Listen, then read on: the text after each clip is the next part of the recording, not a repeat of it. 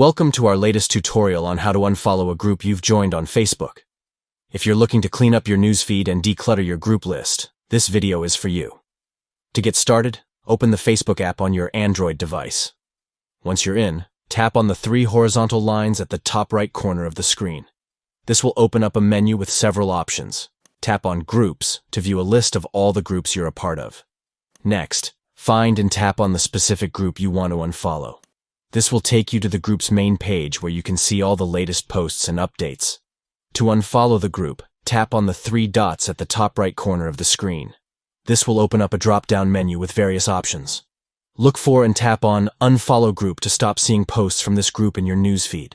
A confirmation message will pop up asking if you're sure you want to unfollow the group.